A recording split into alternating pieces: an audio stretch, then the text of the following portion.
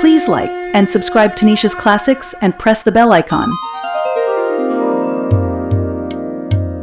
प्रभुं प्राणनाथं विभुं विश्वनाथं जगन्नाथनाथं सदानन्दभाजम्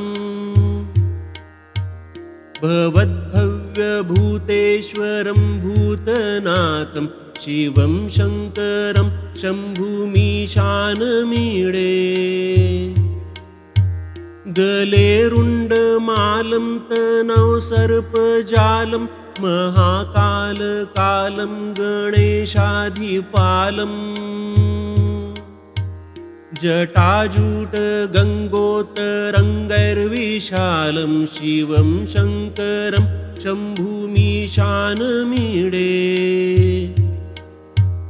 मुदामाकरं मण्डनं मण्डयन्तं महामण्डलं भस्मभूषाधरं तम् अनादिह पारं महामोहहारं शिवं शङ्करं शम्भुमीशानमीडे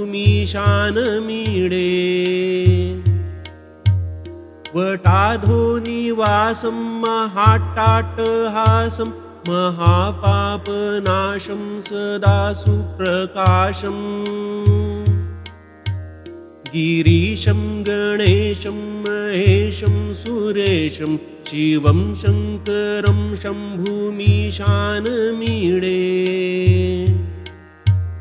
गिरीन्द्रात्मजा सङ्ग्रहीतार्धदेहं गिरौ संस्थितं सर्वदा सन्नगेहम् परब्रह्म ब्रह्मादिभिर्वन्द्यमानं शिवं शङ्करं शम्भुमीशानमीडे कपालं त्रिशूलं कराभ्यां दधानं पदाम्भोजनं रायकामं ददानम् बलिवरदयानं सुराणां प्रधानं शिवं शङ्करं शम्भुमीशानमीडे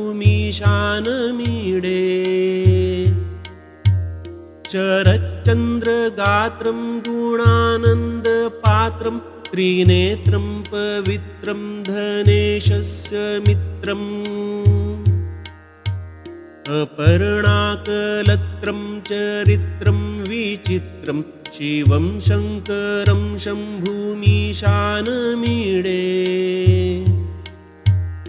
हरं सर्पहारं चिताभुविहारं भवं वेदसारं सदा निर्विकारम् श्मशाने वसन्तं मनोजं दहन्तं शिवं शङ्करं शम्भुमीशानमीडे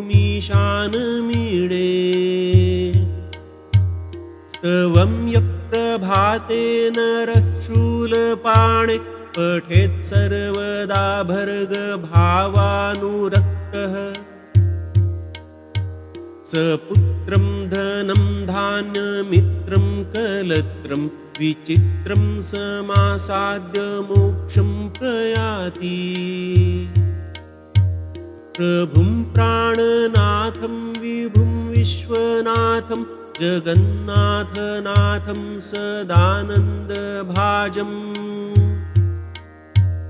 भवद्भव्यभूतेश्वरं भूतनाथं शिवं शङ्करं शम्भुमीशानमीडे।